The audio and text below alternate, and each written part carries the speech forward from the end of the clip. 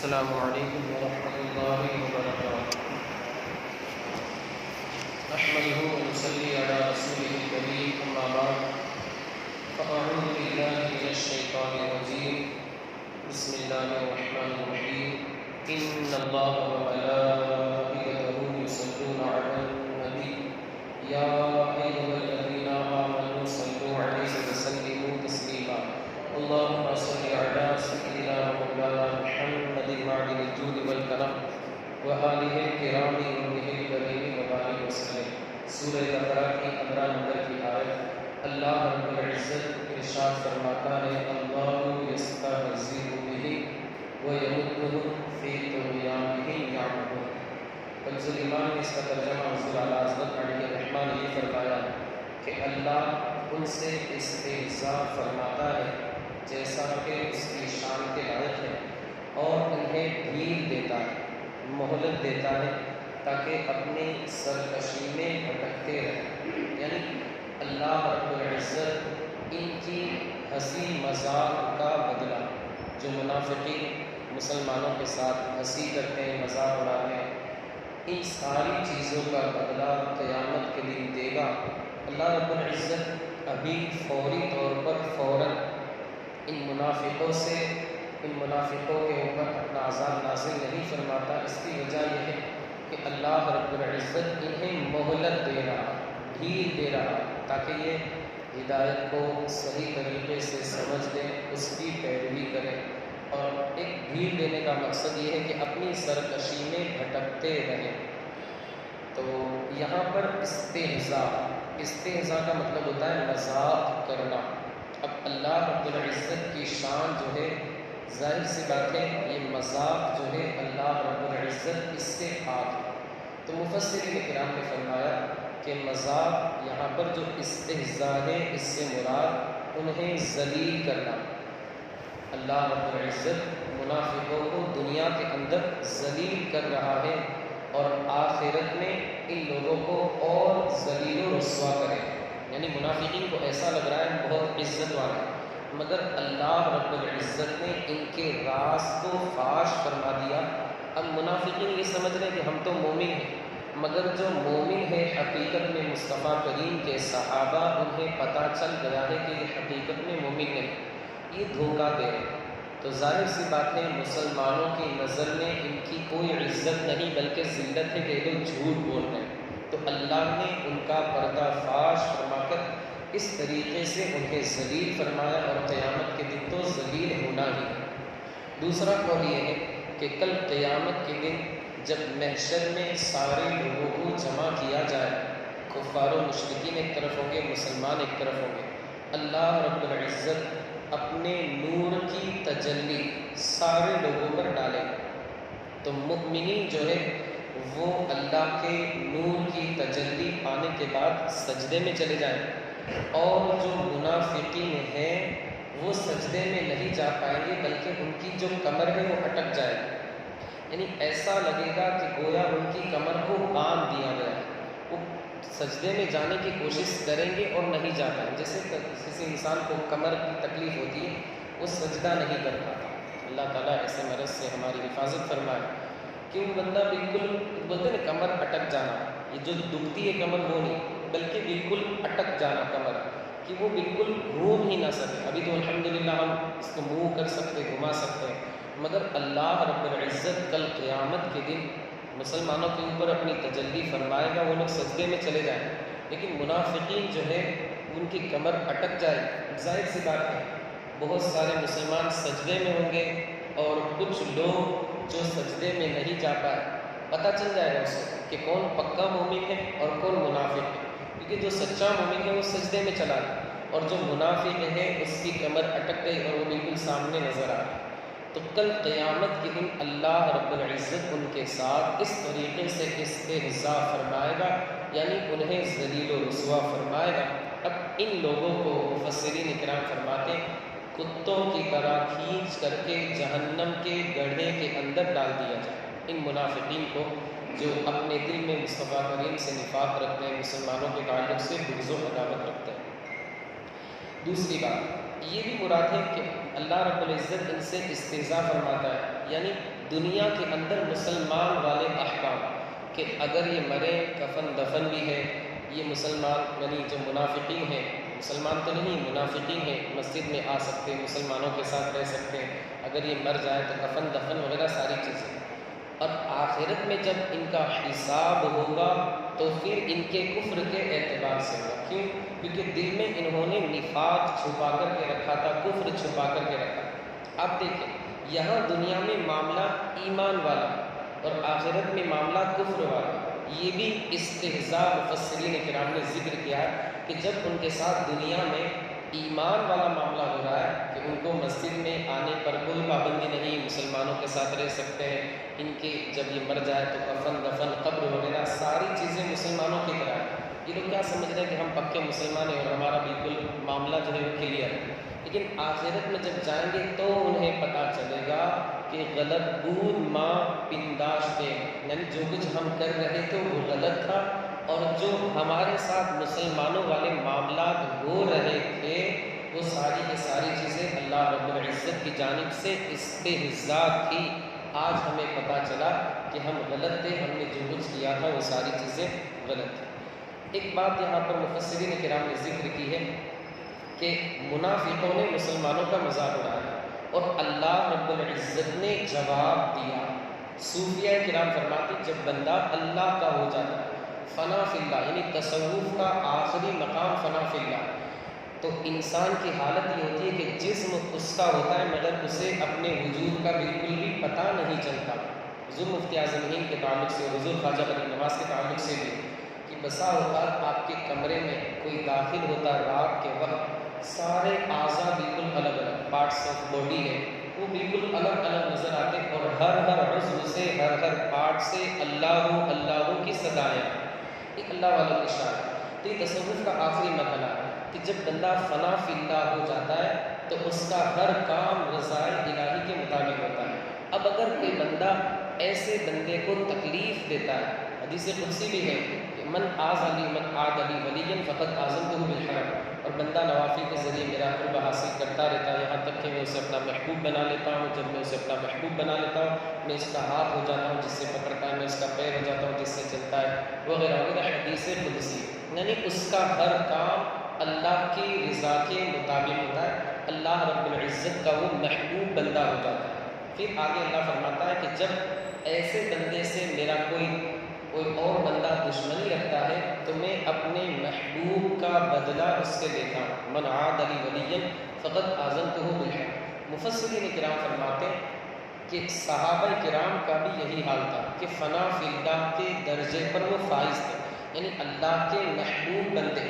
اب ظاہر سی بات ہے اللہ کے محبوب بندے کو کوئی ستائے گا یعنی اللہ کو ستا رہا ہے، کیونکہ اللہ سے ان کا رشتہ اتنا مضبوط ہو چکا ہے کہ وہ فنا فی اللہ کے مقام پر بالکل فائز ہو چکے۔ جب صحابہ کو منافقین نے ستایا اللہ رب العزت کو ایذا ہوئی، اللہ رب العزت نے مؤمنین کی تعریف فرمائی اور ان منافقوں کو ذلیل و رسوا فرمایا۔ مفسرین کرام نے فرمایا کہ بندہ فنا فی اللہ ہو جاتا ہے تو اس کی حالت ایسی ہوتی ہے کہ جسم صرف باقی رہ جاتا ہے ورنہ پورا کی پورا وجود اس کا ختم ہو جاتا ہے۔ جیسے کوئلہ، آگ کے اندر آپ کوئلہ جسے کہا جاتا ہے، اس کو آپ جلائیں تو رہتا تو کوئلہ ہے مگر آپ اس کو پکڑ سکتے نہیں پکڑ سکتے، بالکل وہ لال انگارہ ہو جاتا ہے کوئلہ مگر اس نے آگ کی شکل اختیار کر لی۔ تو یہی اسی طرح مفسرین کرام نے فرمایا کہ جب بندہ فنا فی اللہ کے مقام پر یعنی اپنے آپ کو اللہ کی یاد میں انتہائی مستغرق کر لیتا ہے، جیسے حضور غوث اعظم حضور خواجہ غریب نواز اور اولیاء کرام، تو پھر وہ مکمل اللہ کا ہو جاتا ہے۔ اب جو بندہ اس کو تکلیف دیتا ہے تو اللہ رب العزت اس سے بدلا لیتا ہے۔ تو یہ صحابہ کرام اس مقام پر فائز تھے۔ منافقین نے ان کو تکلیفیں پہنچائی، اللہ رب العزت نے فوراً اپنے نبی کے صحابہ کا دفاع فرمایا۔ یہ آیت کریمہ کن لوگوں کے تعلق سے نازل ہوئی؟ آگے جو آیت کریمہ اولئک الذین اشتروا الضلالۃ بالہدی فما ربحت تجارتہم وما کانوا مہتدین، کہ وہ لوگ ہیں جنہوں نے ہدایت کے بدلے گمراہی کو خرید لیا، یعنی کفر اختیار کر لیا، اسلام کی ہدایت کو چھوڑ دیا۔ فما ربحت تجارتہم، تو ان کی تجارت انہیں کام نہیں دے گی، وما کانوا مہتدین، اور یہ لوگ ہدایت پر نہیں رہے۔ اس آیت کریمہ کی شان نزول میں مفسرین کرام فرماتے ہیں کہ یہ آیت کریمہ ان لوگوں کے تعلق سے نازل ہوئی جو پہلے مومن تھے بعد میں کافر ہو گئے۔ ظاہر سی بات ہے، ایمان تھا، دولت ایمان کو انہوں نے ختم کر دیا اور اس کے بدلے میں کفر خرید لیا۔ ایک قول یہ ہے۔ دوسرا قول یہ ہے یا تو اس سے یہودی مراد ہے، مصطفیٰ کریم کی آمد سے پہلے وہ لوگ توریت میں پڑھتے تھے کہ ایک نبی آنے والے ہیں، ہم ان پر ایمان رکھتے ہیں وغیرہ، لیکن جب وہ نبی تشریف لے آئے تو مصطفیٰ کریم کی نبوت کا انکار کر دیا۔ پہلے تھے ایمان والے، تسلیم کرتے تھے کہ ہاں ہم ایمان لائیں گے، لیکن جب نبی تشریف لائے انکار کر دیا، یعنی پہلے ہدایت پر رہنے کی امید تھی مگر جب تشریف لائے تو ہدایت کا انکار کر دیا اور گمراہی کو، کفر کو ان لوگوں نے خرید لیا۔ یا اس سے وہ لوگ مراد ہیں جو عام طور پر کفار ہیں کہ اللہ نے انہیں عقل سلیم عطا فرمائی اور کامل عقل تھی مگر انہوں نے اپنی عقل کے ذریعے رسول اللہ کی رسالت، رسول اللہ کی نبوت، اللہ کی وحدانیت میں غور و فکر نہیں کیا۔ نتیجہ یہ ہوا کہ جب انہوں نے اپنی عقل کا صحیح استعمال نہیں کیا تو کفر کو اختیار کر لیا، ہدایت کو چھوڑ دیا۔ کفر کو انہوں نے خرید دیا، ہدایت کو، یعنی کہتے ہیں ایک سودا ہوتا ہے آپس میں بزنس کہ پیسے دو اور آپ سامنے والے سے مال لو، تو ان لوگوں نے یہی کیا کہ ہدایت دی اور کفر کو خرید لیا۔ اللہ رب العزت نے یہی بیان فرمایا کہ ان لوگوں نے گمراہی کو ہدایت کے بدلے میں خرید لیا، ہدایت دے دی اور گمراہی خرید دی۔ تو اس آیت کریمہ سے ہمیں یہ سبق ملتا ہے کہ ہمیں ہدایت کا دامن جو ہے مضبوطی سے تھامنا ہے۔ اور ان لوگوں کے تعلق سے مفسرین کرام نے کیا ہی بہترین مثال بیان فرمائی کہ ان لوگوں کی مثال ایسی ہی ہے، اس بے وقوف کی طرح ہے جس کے پاس مٹی کا کھلونا ہو۔ جس بندے کے پاس، یعنی ایک بندہ ہے سامنے والا، اس کے پاس مٹی کا کھلونا ہے، اور یہ جو بندہ ہے اس کے پاس موتی، ہیرا، ڈائمنڈ وغیرہ ہے، تو اس بے وقوف نے موتی دے کر کے مٹی کا کھلونا لے لیا۔ موتی جو تھا اتنا خوبصورت نہیں تھا، اس کی سروس اور اس کی دھلائی وغیرہ باقی تھی، سامنے والے کے پاس کھلونا تھا وہ بہت خوبصورت لگ رہا تھا۔ اس بندے نے موتی دیا یعنی ڈائمنڈ دیا اور اس کے بدلے میں کھلونا لے لیا۔ ظاہر سی بات ہے بے وقوفی والی مثال ہے۔ اسی طرح ان لوگوں نے ایمان دے کر کے گمراہی کو خرید لیا۔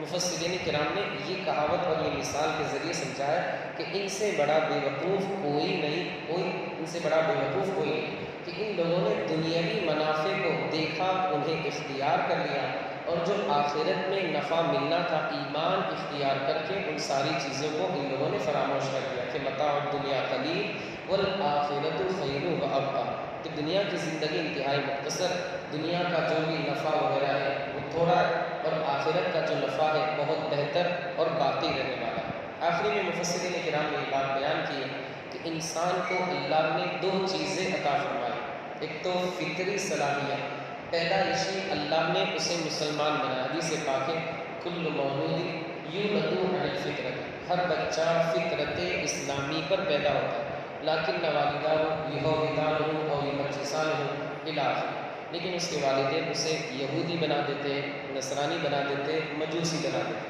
ایک یہ فطرت ہوئی یعنی فطرت اسلامیہ پر پیدا ہوتا ہے، مسلمان ہوتا ہے، مگر اس کے ماں باپ اسے کافر بنا دیتے ہیں، یہ ایک فطرت۔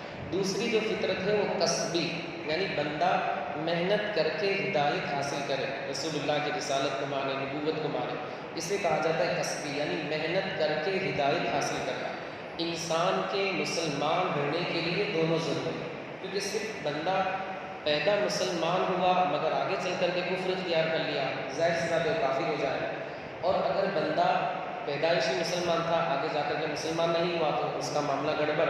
لیکن اگر بندہ پیدائشی مسلمان ہے پھر آگے چل کر کے بھی اس نے فطری طور پر ان ساری چیزوں کو مانا، صحیح کو صحیح، غلط کو غلط اس نے اقرار کیا، اب یہ بندہ کامل مسلمان ہو۔ مفسرین کرام فرماتے ہیں کہ فطری یعنی جو پیدائشی مسلمان ہوتا ہے اس کی مثال سورج کی طرح ہے، اور جو آگے جا کر کے وہ اپنی محنت سے جو ہدایت حاصل کرے گا اس کی مثال انسان کی آنکھ کی طرح ہے۔ اب دیکھیں کہ اگر آپ کے پاس آنکھ ہے مگر سامنے اندھیرا ہے تو آپ کو کچھ نظر آئے گا؟ نہیں آئے گا۔ آپ کو کچھ دیکھنا ہے تو آپ کی آنکھ ہونا بھی ضروری ہے اور اجالا ہونا بھی ضروری ہے۔ مفسرین کرام فرماتے ہیں کہ انسان کے اندر یہ دونوں چیزیں ہونی چاہیے، یعنی فطری ہدایت اور کسبی ہدایت، یہ دونوں چیزیں ہونا ضروری ہے۔ ورنہ تو اگر سورج روشن ہو، بندے کی آنکھ میں روشنی نہ ہو، اسے نظر نہیں آئے، یا پھر اندھیرا ہو اور بندے کی آنکھ میں اس کو نظر آ رہا ہے، بندے کی آنکھیں سلامت ہے لیکن سامنے اندھیرا ہے تو بھی اس کو نظر نہیں آئے، یا سورج روشن ہے اس کی آنکھیں اندھی ہیں تو بھی اسے نظر نہیں آئے۔ میں عرض یہ کرنا چاہتا ہوں دونوں چیزوں کا ہونا ضروری ہے انسان کے۔ یہی وجہ ہے کہ آج کل فلیٹ جو بنتے ہیں تو بالکل انٹری میں بورڈ ہوتا ہے کہ نہیں لائٹ کا، بالکل شروع ہی میں بورڈ ہوتا ہے۔ کیوں؟ کیونکہ انسان بھلے آنکھ والا ہے لیکن اسے اجالے کی ضرورت پڑے گی، اجالے کی ضرورت پڑے گی۔ جب اندر جائے گا اندھیرا رہے گا تو کس طریقے سے وہ دیکھ پائے گا؟ اسی وجہ سے آج کل جو فلیٹ بنتے بلکہ بہت پہلے ہی سے تو بالکل شروع میں جو انٹری مین جو دروازہ ہوتا ہے، مین ڈور جسے کہا جاتا ہے، مین دروازے ہی پر بالکل قریب میں بورڈ رہتا ہے۔ یہی وجہ ہے کہ انسان کے پاس آنکھیں ہیں لیکن وہ اندھیرے میں نہیں دیکھ پاتا، اس وجہ سے قریب میں بورڈ دے دیا جاتا ہے کہ فٹاک سے لائٹ چالو کرے اور اس کو نظر آنے لگے۔ تو اسی طرح انسان کو فطری جو ہدایت ہے وہ بھی حاصل کرنا ہے اور کسبی ہدایت یعنی محنت مشقت کر کے ہدایت کی راہیں اسے ہموار کرنا ہے۔ ایک آخری حکایت مفسرین کرام نے یہ بیان فرمائی، ایک بندے کے پاس ترکش اور تیر وغیرہ آپ جانتے ہوں گے، اور اس کے پاس تھیلے کے اندر بہت سارے تیر رکھے ہوئے۔